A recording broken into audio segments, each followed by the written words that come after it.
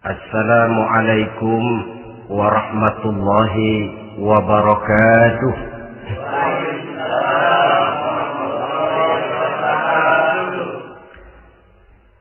Alhamdulillahi rabbil alamin. Wassalatu wassalamu ala ashrafil anbiya'i wal mursalin, sayyidina wa maulana Muhammadin wa ala alihi wa ashabihil mujahidin at-tahirin, amma ba'd. Saudara hadirin kaum muslimin rahimakumullah. Dalam kehidupan sehari-hari kita selalu berhadapan dengan dua hal yang berlawanan, dengan dua hal yang kontroversial kata orang sekarang, yang kita diharuskan memilih satu di antara kedua hal itu. Sejak kita bangun tidur sampai kita tidur lagi, selalu kita hadapi dua persoalan itu, yang benar dan yang salah, yang hak dan yang batil, yang pantas dan yang tercela, yang ma'ruf dan yang munkar. Persis seperti sebaik lagu yang lagi ngepop dan banyak dinyanyikan anak sekarang, madu di tangan kananmu katanya, racun di tangan kirimu. Tapi saya pikir-pikir, bagaimanapun kalau cuma sekedar madu di tangan kanan, racun di tangan kiri, adresnya jelas.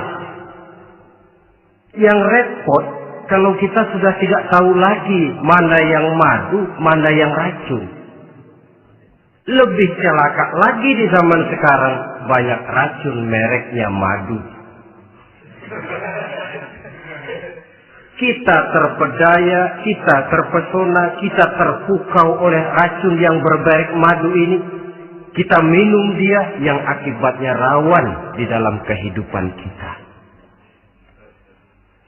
Sangat banyak racun-racun yang terpancang di sepanjang perjalanan hidup kita ini. Dan dua di antara racun kehidupan itu akan kita bicarakan pada pertemuan kali ini, yakni arak dan judi, minuman keras dan judi.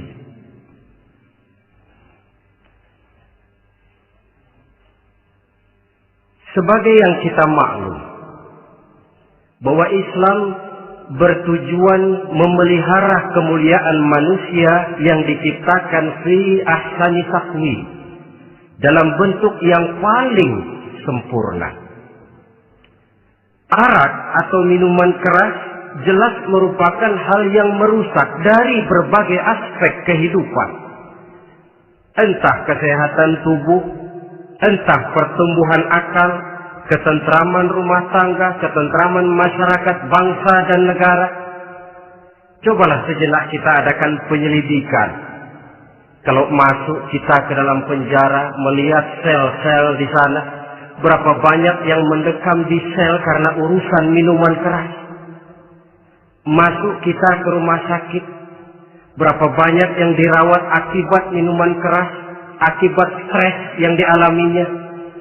Berapa banyak rumah tangga berantakan, berapa banyak pembunuhan terjadi, pemerkosaan terjadi akibat daripada minuman keras ini.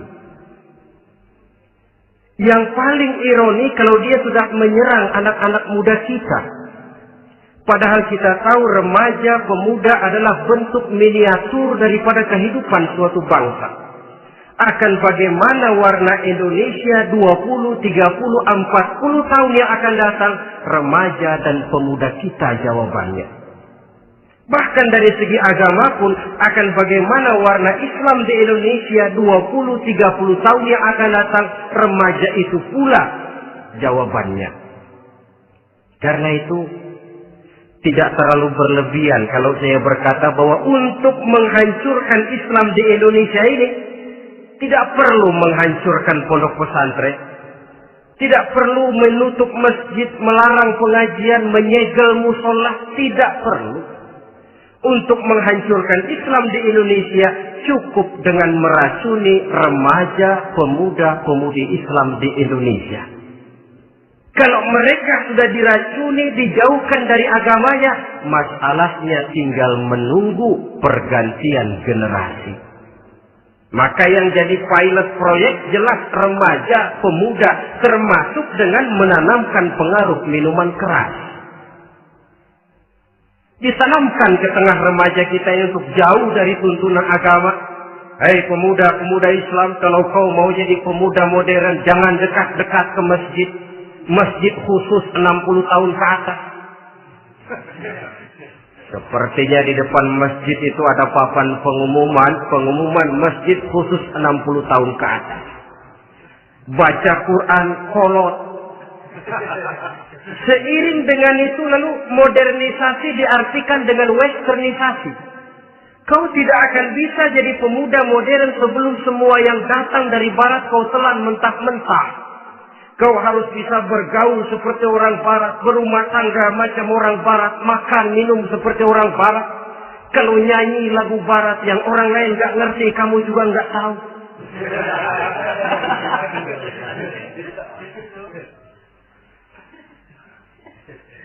Anutlah itu free love yang pada gilirannya akan mengarah kepada free sex alias samenleven.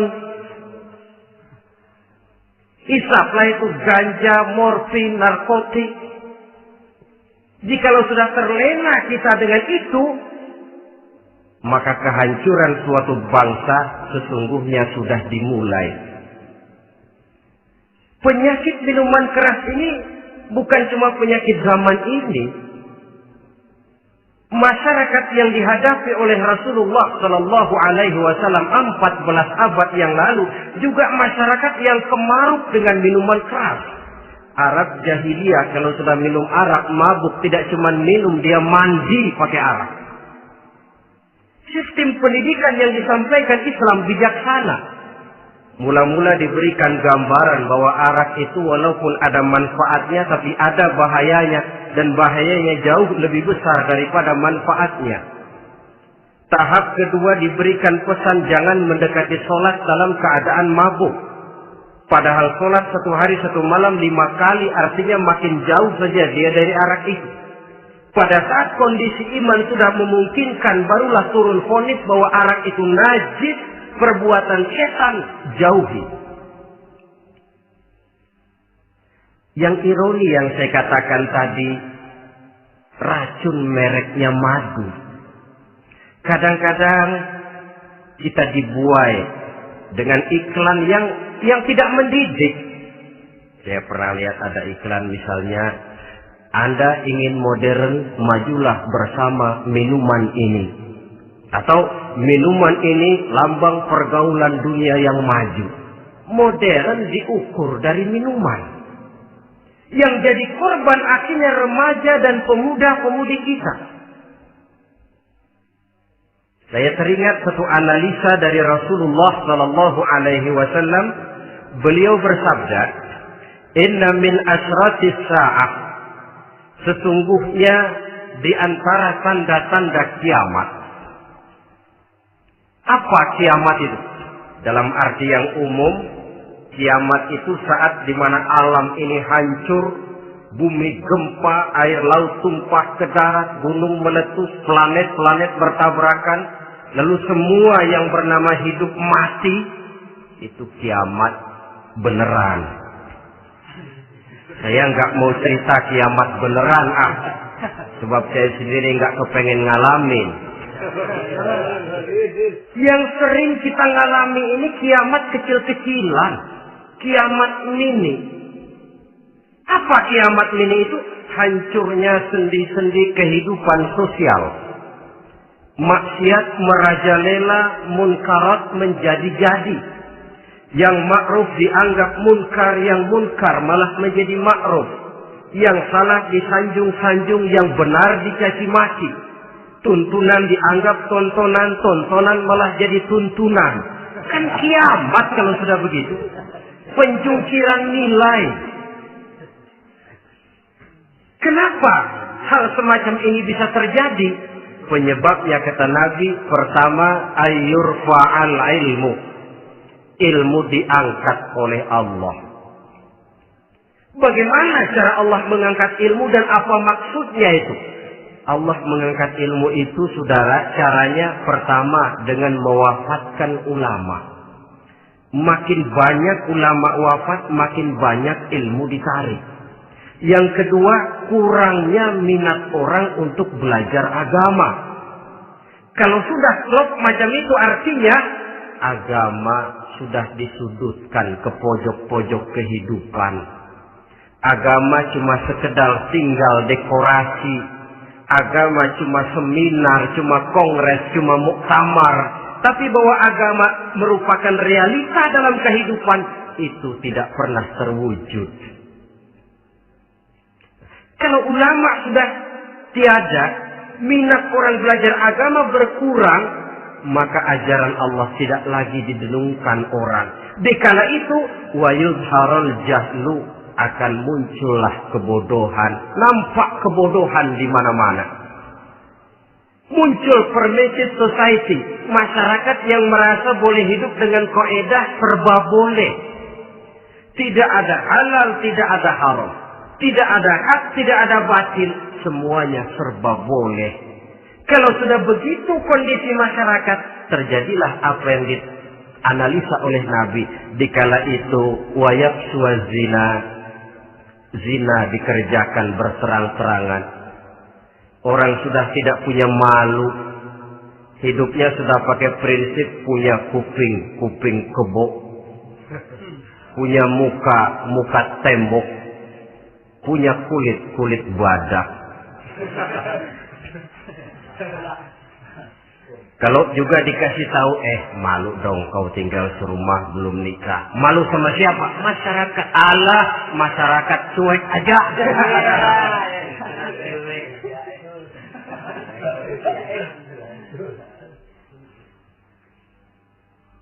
Bukankah realita kalau kita ikuti surat-surat kabar, berapa banyak sudah gadis-gadis bergelimpangan jadi korban?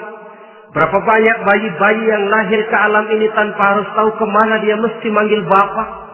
Yang akhirnya mengalami keterakisan, dimasukkan ke dalam kantong plastik, dibuang ke tempat sampah. Kalau itu sudah terwujud, muncul efek negatif yang kedua. Wa yushrabal khamr. Arak, minuman keras jadi kebanggaan. Anak muda belum nyohor kalau belum bisa mabuk. Yang nggak mabuk dianggap kolot. Kampungan loh. Bikin malu baru kena segelas aja udah miring. Cengeng. Temen kita hebat sampai nyungsep di got. Yang nyungsep hebat. Ya, kalau cuma yang hancur kehidupan pribadi. Tapi kalau sudah menyangkut masa depan, yang berarti masa depan suatu generasi adalah merupakan masa depan daripada suatu bangsa. Begitu kerasnya Islam ini melarang minuman keras. Sampai bukan cuma sekedar meminumnya saja yang diharamkan, tetapi juga dilarang mengimportnya, memproduksinya, membuka warung yang menjual minuman keras atau bekerja di tempat penjualan minuman keras. Ada juga yang nyerempet-nyerempet, Pak, kalau sedikit kan nggak apa-apa, nggak mabuk ini. Nah, saya ingatkan hadis Nabi diriwayatkan oleh Imam Ahmad, Abu Daud dan Turmuzi. Nabi bersabda, "Ma askara katsiruhu faqaliluhu haramun." Apa yang banyaknya menyebabkan mabuk, sedikitnya pun tetap haram hukumnya. Memang barangkali mungkin ada manfaatnya, tetapi bahayanya jelas lebih besar ketimbang manfaat yang bisa timbul daripada jenis minuman keras itu sendiri. Dalam hadis lain Nabi pesankan, "Man kana yu'minu billahi wal yawmil akhir fala yaq'udu ala ma'idatin taduru 'alaiha al-khamru. Siapa yang beriman kepada Allah dan beriman kepada hari akhirat, jangan dia duduk di dalam satu pertemuan yang di dalam pertemuan itu diedarkan minuman keras. Masuk ke dalam lingkungan macam itu saja tidak diperkenankan. Kenapa? Asyariku fi syarri syarru. Bersekutu dengan kejahatan, jahat juga hukumnya. Semalam kamu mabuk ya? Enggak, temen. Saya cuma ngebeliin aja kok. Apalagi ngebeliin.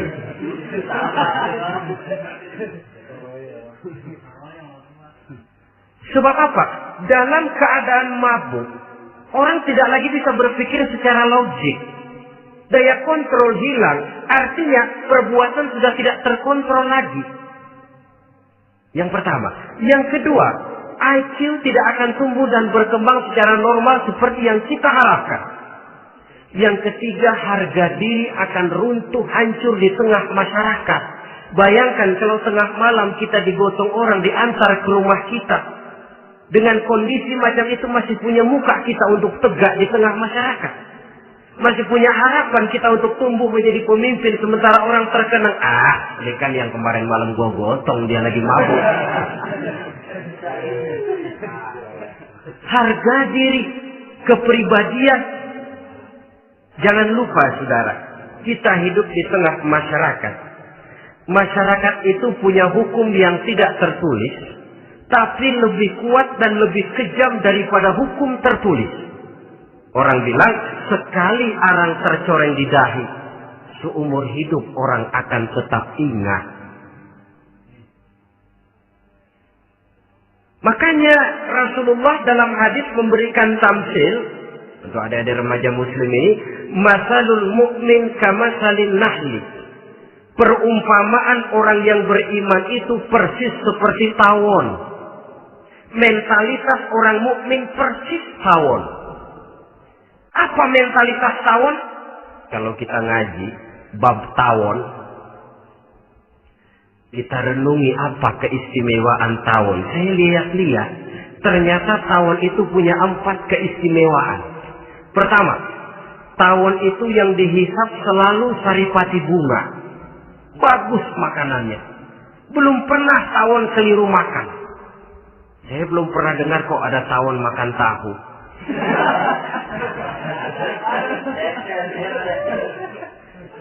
Yang dimakan selalu saripati bunga. Artinya apa? Orang mukmin perutnya itu perut selektif. Yang dimakan yang baik-baik, yang diminum yang baik-baik. Yang baik menurut agama itu adalah yang halal, thayyibat. Perutnya selektif, bukan perut asbab. Kalau asbab untung apa saja masuk ke dalamnya. Tapi mukmin perutnya ini selektif. Daging kambing masuk, tahu masuk, kangkung masuk, kodok minggir. Air kelapa minum, kopi minum. Tapi kalau sudah berbau minuman keras, minggir. Sebab apa? Makanan dan minuman yang kita masukkan ke dalam perut besar ini akan digiling dalam perut besar,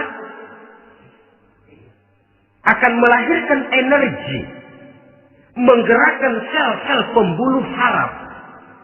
Kalau makanan dan minuman itu terdiri dari yang haram, energi yang ditimbulkan olehnya, energi yang haram, mempengaruhi sel-sel pembuluh saraf, orang akan cenderung berpikir yang haram kalau terlalu sering memakan makanan haram. Kalau sudah berpikir kepada yang haram, perbuatan pun akan mengarah kepada yang haram juga. Contoh kecil aja dah, ada nggak maling mikirin majelis taklim?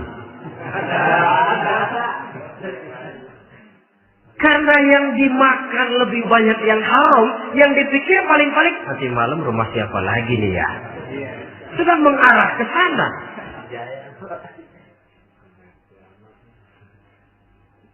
Saripati bunga yang dimakan tawon itu. Lalu tawon yang kedua saya lihat yang dikeluarkan selalu madu. Artinya apa orang mukmin itu? Kalau dia berkata, perkataannya mengenakan orang. Kalau dia berbuat, perbuatannya membawa manfaat bagi orang. Kalau kakinya melangkah tentu ke tempat yang ada gunanya. Yang dikeluarkan madu, bukan racun. Indah tawon itu. Yang ketiga, tawon saya lihat, kemanapun dia hinggap, tidak ada dahan patah. Artinya apa? Orang mukmin dimanapun dia tinggal, kemanapun dia pergi, pantang jadi biang kerok buat lingkungannya. Pantang menimbulkan kerusuhan dan keonaran. Tidak ada cabang patah dimanapun tawon hinggap. Tapi juga yang keempat, saya lihat-lihat tawon itu, jangan coba-coba diusik. Satu kali dia diusik, kemana orang lari? Nyilem masih ditungguin. Tawon. Tapi kalau nggak diusik, nggak ada tawon usil ke pasar nyariin orang. Ketika dia diusik, inilah saatnya saya harus mempertahankan kehormatan diri saya. Dia pun bangkit. Artinya apa? Orang mukmin tidak boleh nyari-nyari musuh. Tapi ketemu musuh tidak boleh lari. Musuh jangan dicari. Bertemu pun jangan lari. Mentalitas orang mukmin seperti tawon. Yang dimakan baik. Yang dikeluarkan baik. Kemana dia tinggal tidak menimbulkan keonaran buat masyarakat. Tapi juga sanggup menjaga dan mempertahankan kehormatan dirinya. Kalau konteksnya dengan masalah yang sedang kita bicarakan, minuman keras. Saya katakan tadi, kita kadang-kadang salah pilih. Tertipu oleh racun yang bermerek madu. Ada minuman empuk, nyari yang keras. Salah pilih. Ketahuan orang bikin pel buat anjing. Manusia yang nelen. Akhirnya miring kayak anjing. Saudara, mari kita renungi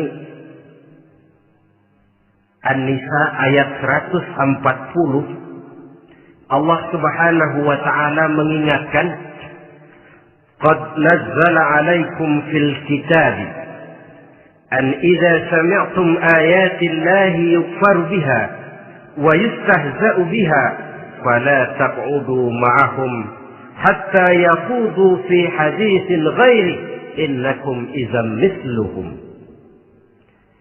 Sungguh kata Allah, telah diturunkan kitab Al-Quran ini kepada kamu, yang apabila kamu dengar ayat-ayat Allah itu diingkari orang, diejek-ejek orang, fala taqudu ma'ahum, jangan kamu duduk bersama orang-orang semacam itu. Bagaimana mengejek ayat-ayat Allah misalnya? Tahu kalau minuman keras itu diharamkan, tapi masih minum juga, itu kan mengejek ayat namanya. Duduk di majelis semacam itu dilarang oleh Quran. Kenapa? Innakum idzam misluhum. Kalau kamu juga duduk di majelis semacam itu, kau dan mereka sama saja, kata Quran. Sama saja. Tahu kalau minuman yang memabukkan itu diharamkan agama, tapi minumnya juga mengejek ayat Allah. Duduk di tengah kelompok mereka berarti ikut mengejek ayat Allah. Dekat saja pun jangan, antarlah lagi sampai meminumnya. Maaf, bukankah Allah menurunkan Al-Quran kepada manusia, kata Imam Al-Ghazali, persis, maaflah, seperti gubernur bikin surat kepada Pak Lurah. Dalam suratnya Pak Gubernur bilang, Pak Lurah, tolong carikan tanah di daerah Kebayoran untuk sekolah 6.000 meter. Pak Lurah dapat surat dari Pak Gubernur, bangga bukan main. Itu surat sore, pagi, siang, malam dibaca. Ditaruh di tempat yang tinggi. Diberikan minyak wangi, mau diambil, dicium dulu. Dibawa dengan penuh hormat dan hati-hati. Tapi tanah yang dipesan Pak Gubernur tidak dicari-cariin. Penghargaan macam apa ini? Nanti Gubernur cek, Pak Lurah, siapa? Sudah terima surat saya? Sudah Pak, sudah. Bagus. Lalu bagaimana? Aduh Pak, surat Bapak sore pagi siang malam saya baca. Bagus. Apalagi Lurah? Surat Bapak saya taruh di tempat yang tinggi Pak. Saya pakai minyak wangi. Mau saya ambil, saya cium dulu. Saya bawa dengan penuh hormat dan hati-hati. Bagus Lurah. Kau memang hormat sama atasan. Cuman Lurah, tanahnya udah dicariin belum? Nah yang itu belum tuh Pak. Belum. Kata Gubernur, bagus Lurah, besok berhenti lo ya.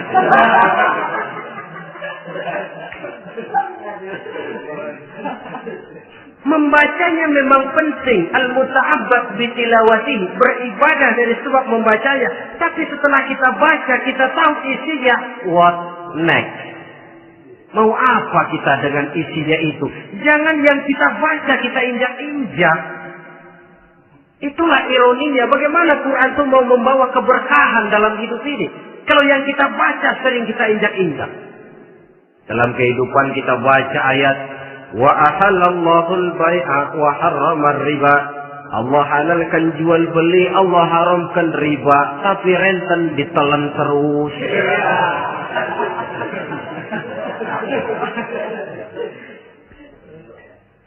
Kita baca ayat wa'tasimu bihablillahi jami'an wa la tafarraqu. Berpegang teguhlah kamu kepada tali Allah, jangan bercerai-berai. Tapi sesama muslim pelotot-pelototan jalan terus.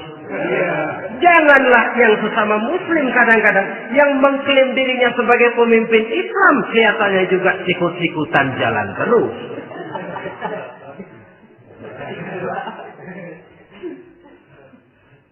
Sehingga tidak heran kalau orang bilang di bawah ngamalin ayat kursi sudah sampai di atas ayat hilang, tinggal kursi saja yang diamalin.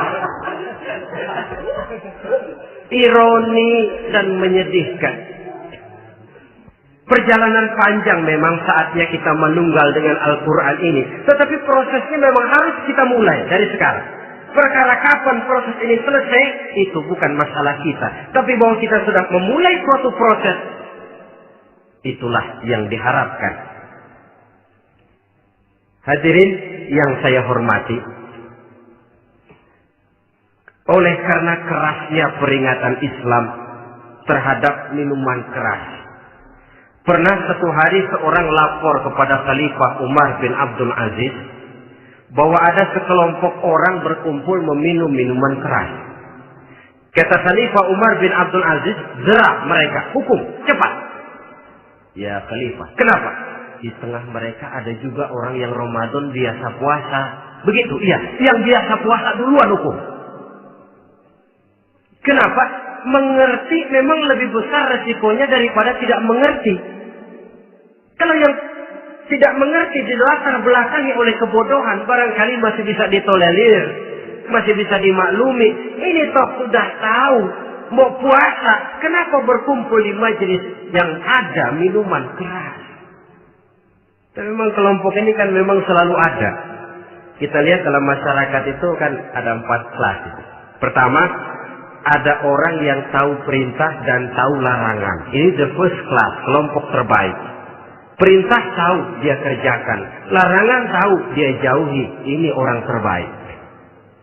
Yang kedua, ada orang tahu perintah tapi tidak tahu larangan. Perintah tahu, larangan tidak tahu. Sholat mau, puasa mau, zakat fitrah bayar, nyolong mau, mabuk ayo. Perintah tahu tapi larangan tidak tahu, akhirnya semua dikerjain.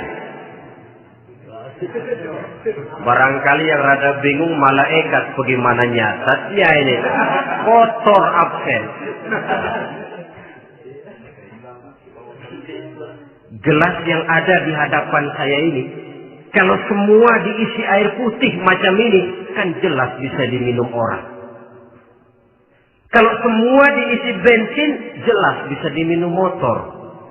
Tapi kalau separuh diisi air putih, separuh diisi bensin, Kacau. Kalau gelas yang ada di hadapan saya ini sepenuhnya diisi air putih, jelas bisa diminum orang. Kalau sepenuhnya diisi bensin, juga jelas bisa diminum motor. Yang repot kalau separuh diisi air putih, separuh diisi bensin. Kacau statusnya. Orang minum mabok, motor minum pun mogok. Dijual juga tidak laku barang campuran. Inilah makna pernyataan Allah, wala talbisul haqqa bil batil. Jangan kamu campur adukan antara yang hak dan yang batil. Perintah dikerjakan, larangan pun dikerjakan juga. Kelompok ketiga, ada pula manusia yang tahu larangan tapi tidak tahu perintah. Larangan tahu tapi perintah tidak tahu. Jahat sama tetangga tidak, mencuri tidak, mabuk tidak, zina tidak, sholat tidak, puasa tidak, polos. Semua serba tidak. Dan yang terakhir, kelompok keempat, perintah tidak tahu, larangan pun tidak tahu. Ini masuk kelompok makhluk gratis. Misalnya kambing, ayam, kerbau, itu kan makhluk-makhluk yang memang perintah tidak tahu, pun larangan juga tidak tahu. Nah, dalam hubungannya dengan ini, saya mengajak, marilah kita berusaha sekuat mungkin menjauhkan diri dari minuman keras yang jelas bahayanya dengan hidup tidak jauh dari bimbingan agama. Hadirin kaum muslimin rahimakumullah. Kawan seiring dan sejalan dari minuman keras, judi namanya. Saudara kembar barangkali. Yang satu sering menimbulkan yang lain, tetapi bukan tak jarang keduanya berjalan berdampingan. Posisi judi dan arak ini dalam Quran sama bahayanya. Apa sebab? Mentalitas judi adalah mentalitas sirkel, lingkaran setan. Artinya, yang menang biasanya ketagihan, yang kalah biasanya penasaran. Ini yang menyebabkan orang tidak mau berhenti. Kalau dia menang, dia ingin mencoba untuk menang dalam jumlah yang jauh lebih besar lagi. Kalau dia kalah, dia penasaran, kenapa hari ini kalah? Barangkali sial, besok malam saya tebus. Mental semacam ini memang sulit untuk berhenti. Kenapa judi diharamkan dalam Islam? Pertama, seorang muslim di dalam berusaha mencari harta, dia harus mengikuti sunnatullah. Kata kita orang muslim, hukum alam kata orang sekarang, natural of law bahasa kerennya.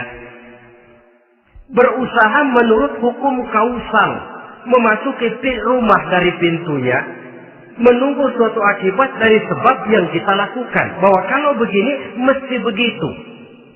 Karena kita memang terikat oleh permainan yang disebut hukum alam ini. Hidup bukan undian, jangan mengharap untung besar tanpa mau peras keringat. Satu pagi Khalifah Umar bin Khattab radhiyallahu an masuk ke masjid. Beliau lihat ada orang sedang berdoa khusyuk betul.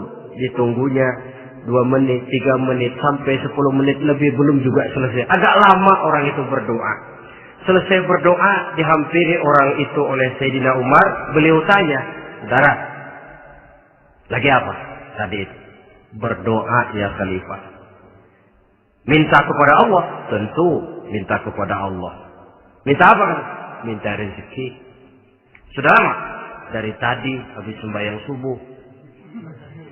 Dapat? Belum. Ya memang kata Sayyidina Umar, inna sama la tumtiru zahaban wala fiddatan. Langit itu tidak mungkin akan menghujankan emas, tidak mungkin pula menghujankan perak. Jadi orang dilarang duduk bermalas-malas menunggu keajaiban yang datang dari langit. Karena memang hidup ini bukan undian, jadi jangan mengharap untung besar tanpa mau keras keringat. Di dalam berusaha kita terikat oleh sunnatullah.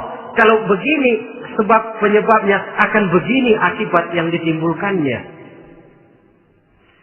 Yang kedua, Islam menjadikan harta manusia itu sebagai benda berharga yang dilindungi. Mengambilnya dengan judi termasuk memakan harta orang lain dengan cara yang batil. Yang ketiga, judi itu sendiri dapat menimbulkan permusuhan dan pertentangan antara para pemain itu sendiri. Meskipun kelihatannya kompak duduk dalam satu meja yang saling berhadap-hadapan, yang kalah kelihatannya pasrah, tetapi kan itu cuma kulit permukaan. Batinnya bagaimanapun juga yang kalah itu tetap mendendam. Sedangkan yang kalah di samping mendendam juga mengomel, mencaci mungkin ya lawan bermainnya, ya mungkin juga dirinya sendiri. Dan yang keempat, judi itu merusak aktivitas hidup, membuat orang membuang waktu dengan tidak terasa, dan yang pada gilirannya melupakan orang kepada tanggung jawab.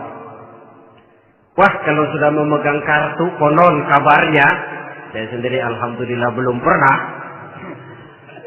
lupalah orang anak, lupalah orang kepada istri, lupalah orang kepada tanggung jawab. Waktu pun berlalu tanpa terasa. Apalagi kalau sudah diiming-iming oleh gambaran akan memperoleh keuntungan yang besar. Termasuk di dalam judi itu undian, apapun namanya. Yang usaha ke arah ini seharusnya tidak dipermudah, walaupun dengan embel-embel dana kemanusiaan, sumbangan sosial.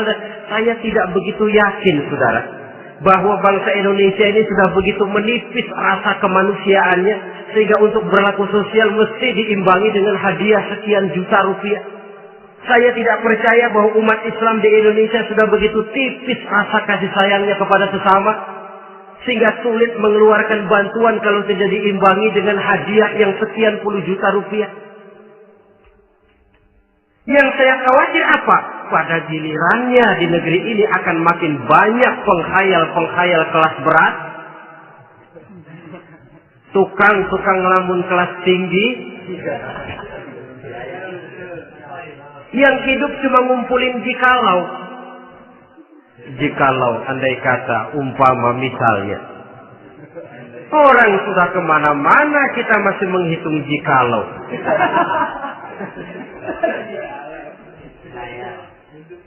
Orang boleh saja mengharap burung terbang tinggi, tapi punai di tangan jangan dulu dilepas.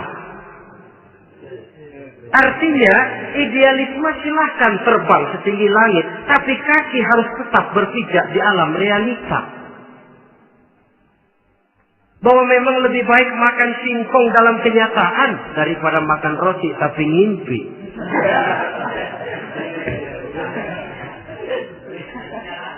Kadang anaknya menangis, Pak, minta jajan, ada uang 200 rupiah. Sudahlah, sabar, kau jangan jajan, nanti bapak beliin kalau tembus 100 juta nih. Akhirnya yang 100 juta tidak, anak pun kelaparan. Bukankah akan jadi masalah bagi semuanya? Belum lagi rasa sayang kepada harta yang sudah dia miliki. Entah itu tanah, rumah, kendaraan. Kalau sudah kadung kalah di meja judi, hilang rasa sayang kepada benda itu. Ada rumah-rumahnya dilelang, ada kendaraan-kendaraan jadi taruhan. Ada jam tangan pun copot tanpa terasa. Maka berapa banyak rumah tangga berantakan, istri minta cerai, orang jadi nekat merampok, orang jadi nekat mencuri, korupsi kalau dia pejabat. Akibat apa ini? pengaruh yang namanya judi. Saudara kaum muslimin, ma'asyiral muslimin rahimakumullah. Itu sebabnya di dalam surah Al-Maidah ayat 90 Allah menekankan, innamal khamru wal maisir wal ansab wal azlam rijsun min amali syaitan fajtanibuhu la'allakum tuflihun. Sesungguhnya arak, judi, berhala, mengundi nasib itu rijsun. Ya Allah, jarang benar Quran menggunakan kalimat rijsun. Rijsun ini sudah merupakan puncak kekotoran. Bapak moyangnya najis, itu rijsun. Rijsun, kotor. Sudah kotor ditambah pula min amali syaitan, pekerjaan setan. Wajtanibuhu, jauhi. Jangan sampai main, dekat saja tidak boleh, jauhi. La'allakum tuflihun, jikalau kamu mau menjadi orang-orang yang beruntung. Sejarah tidak pernah mencatat ada orang jadi miliuner karena judi. Sejak David Rockefeller sampai Aristotle Onassis, orang-orang kaya top di dunia, mereka kaya bukan karena judi, tapi karena kemauan peras keringat banting tulang, mau memulai sesuatu dari kenyataan yang real di depan mata. Sebab apa? Hidup ini memang perjuangan. Janganlah kita ingin hidup dengan satu prestasi, ingin tetap hidup seperti apa adanya sekarang ini saja, toh kita harus berjuang. Apalagi ingin hidup lebih baik, lebih terhormat, lebih mudah.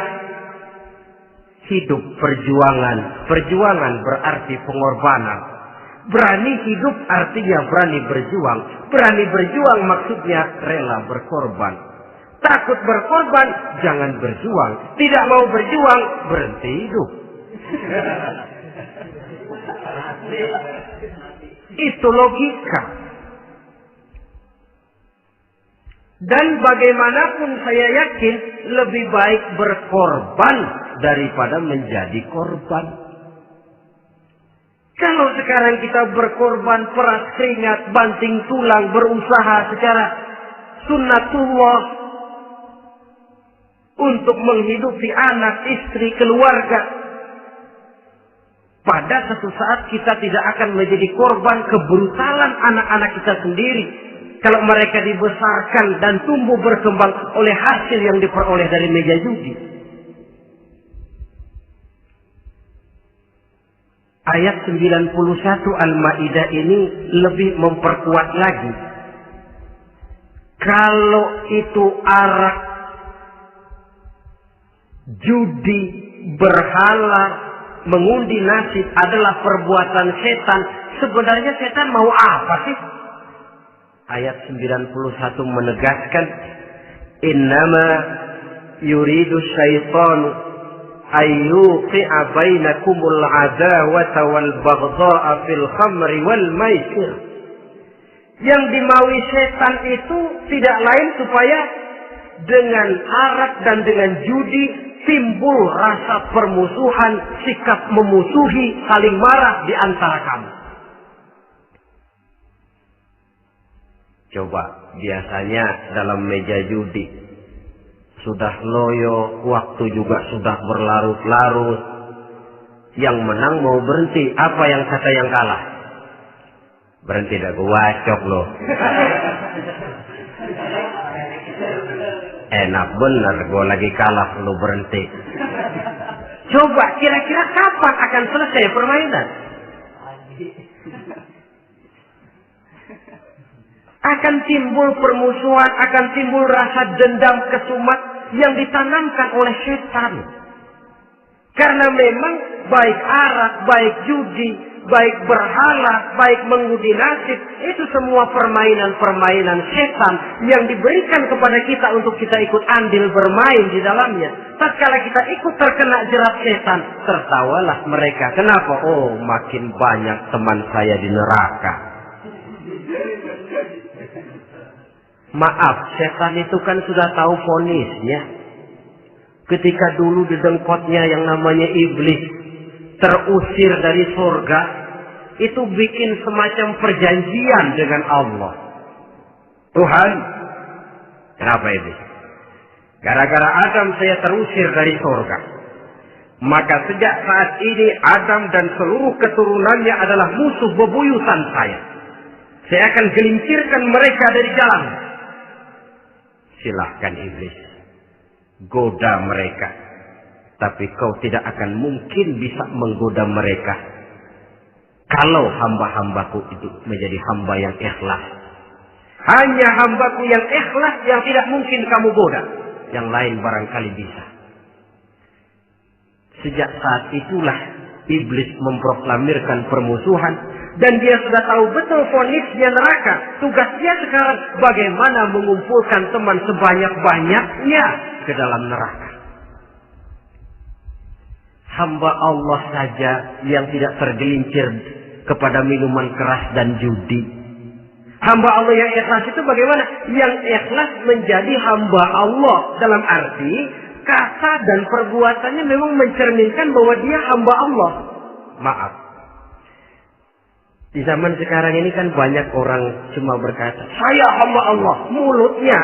Tapi perbuatannya membuktikan dia hamba setan, hamba dunia, hamba harta, budak jabatan, budak nafsu. Tidak sesuai antara ucapan dan perbuatan. Sebab itu kata-kata hamba Allah kalau keluar dari mulut manusia itu murah. Soalnya ngaku. Ngaku siapapun bisa. Tapi diakui atau tidak? Ini yang kita belum tahu. Ada juga orang berdalih, saya kan masang kalau dapat nanti mau nyumbang masjid. Barangkali aja kalau nyumbang masjid disoriin dikit sama Tuhan.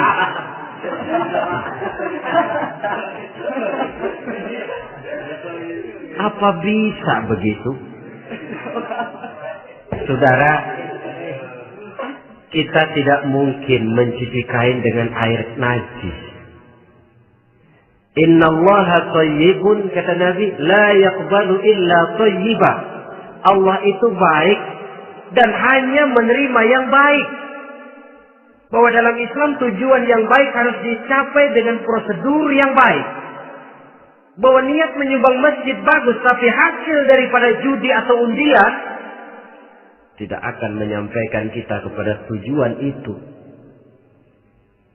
Tidak boleh mencuri kain walaupun niatnya untuk sholat. Kalau nyolong kain niatnya buat sembahyang, dimaafin kali.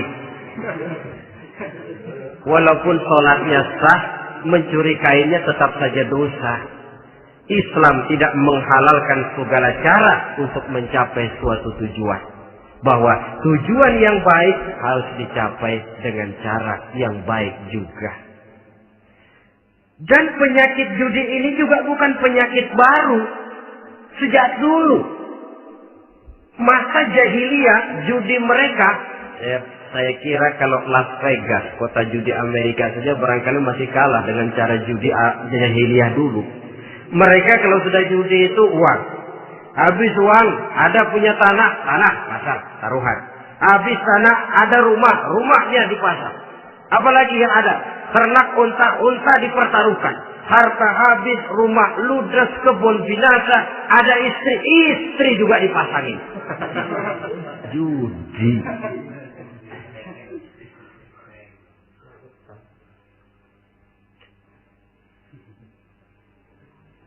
Kita sebagai muslim oleh Al-Quran dijelaskan orang yang mempunyai dua tujuan hidup. Pertama tujuan jangka pendek.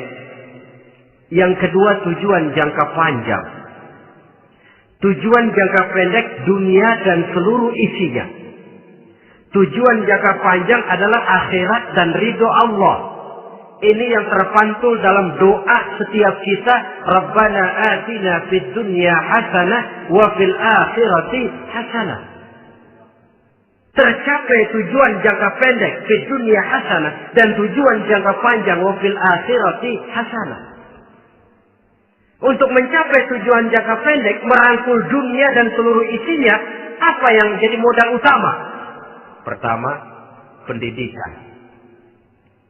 Makin tinggi jenjang karier pendidikan yang kita tempuh, rasa-rasanya makin mudah menjangkau dunia dan isinya. Yang kedua, pengalaman. Tenaga-tenaga expert masih tetap diperlukan. Makin banyak pengalaman, makin mudah menjangkau dunia. Yang ketiga, dan ini ada tapi tidak bisa dijadikan pegangan, faktor nasib. Faktor kebetulan. Ada, tapi tidak bisa dijadikan pegangan mutlak. Pendidikan, pengalaman, ingin menjangkau fid dunia hasanah. Ini modal utama. Lalu untuk mencapai fil akhirati hasanah, prestasi ibadah. Bagaimanapun tinggi pangkat dan jabatan kita, bagaimanapun banyak gelar kita sandang, tanpa prestasi ibadah, nol besar kita dalam pandangan Allah. Itu sebabnya kita sholat.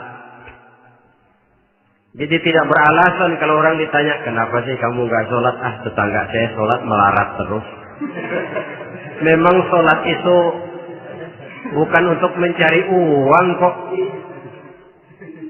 Kalau ada orang yang rajin sholat, rezekinya kelihatan lancar, itu cuma sekedar persekot. Uang muka, cashnya tetap di akhirat nanti. Efeknya apa? Karena kita punya tujuan jangka panjang, mengharap ridho Allah di akhirat. Cara kita mencapai tujuan jangka pendek dibatasi oleh pertanyaan, Allah ridho apa enggak? Kita cari uang, tapi pertanyaan pokok, Allah ridho enggak cara ini? Kita mengejar kedudukan, tapi Allah ridho enggak dengan cara ini?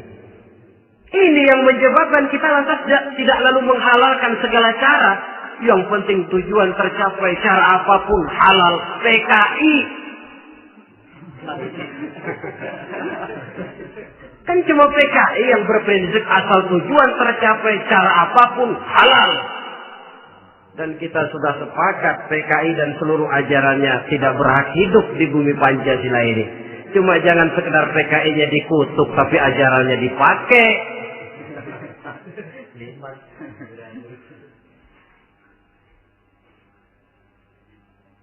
Nah, untuk mencapai dua tujuan ini,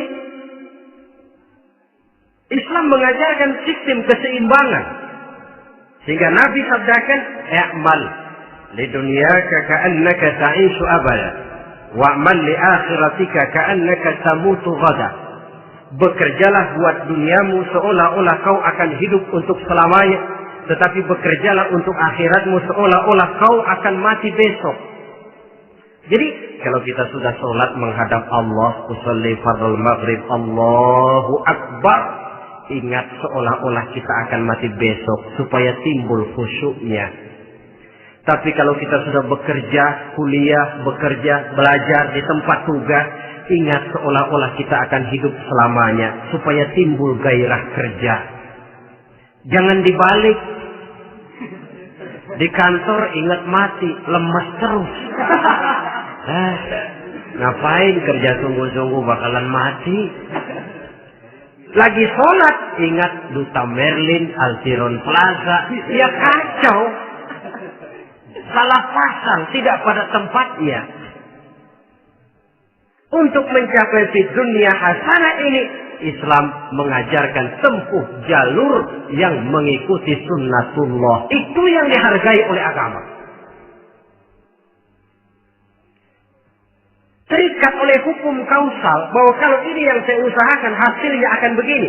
Perkara nanti hasil tidak seperti yang kita harapkan, baik sangkalah kita kepada Allah. Sebab kita tidak tahu rahasia apa di belakang itu.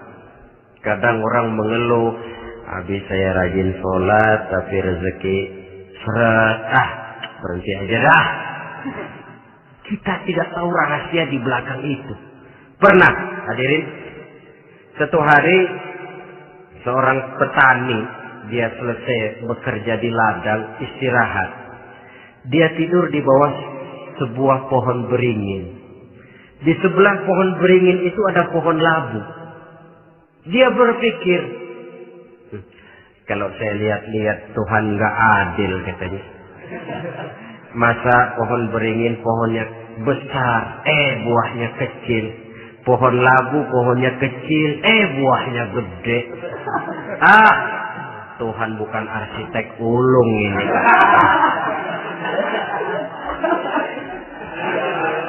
Mestinya supaya enak dilihat beringin yang pohonnya besar buahnya sebesar buah labu.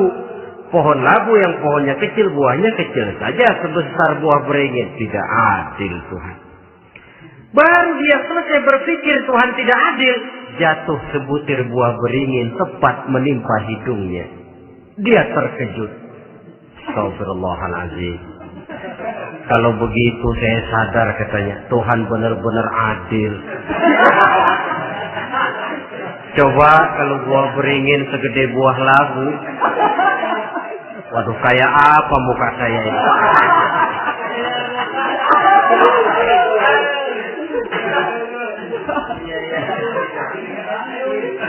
Baru terbuka pandangan matanya setelah berhadapan dengan kenyataan. Baru keluar respek. Allah benar-benar adil. Padahal semenit yang lalu dia masih berkata, Tuhan bukan arsitek ulu. Tapi semenit kemudian setelah berhadapan dengan kenyataan yang real dia hadapi, Allah benar-benar adil.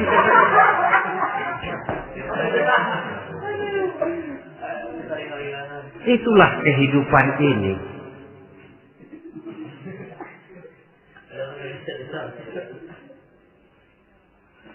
Saudara hadirin yang saya hormati, karena itu baik arak, baik judi, dua-duanya merupakan bahaya laten yang tidak hanya mengancam kehidupan agama, tetapi juga masyarakat, bangsa dan negara, apalagi kalau sudah jatuh kepada generasi penerus.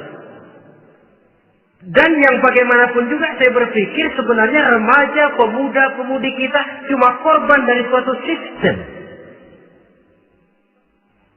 Sebab ini merupakan tanggung jawab bersama. Ulama mubalik macam saya paling wewenangnya cuma ngomong. Yang punya SK untuk memberhentikan pabrik minuman keras itu kan Menteri Perindustrian. Tangan-tangan eksekutif.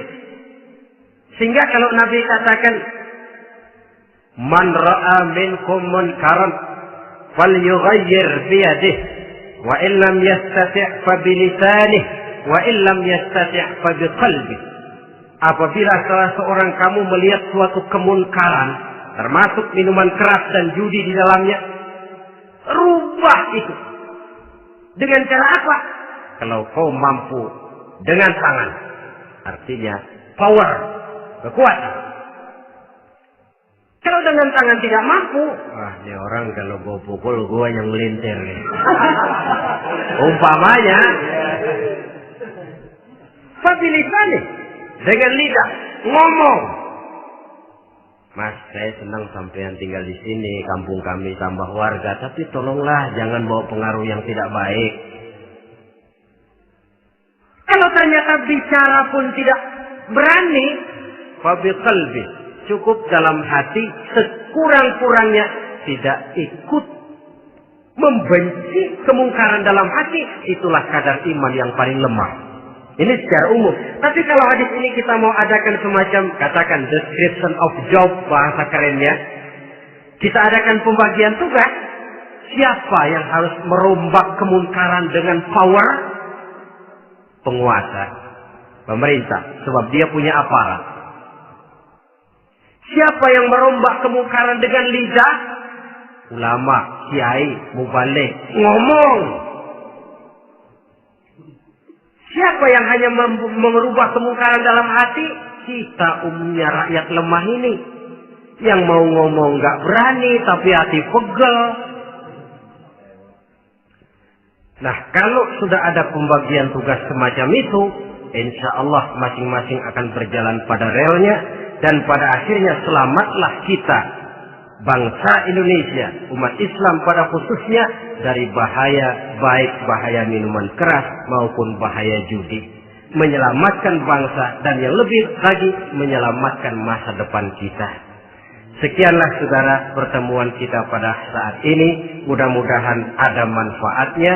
Terima kasih atas segala perhatian. Mohon maaf atas segala kekurangan. Usikum wa nafsi bitaqwallah. Wassalamualaikum warahmatullahi wabarakatuh.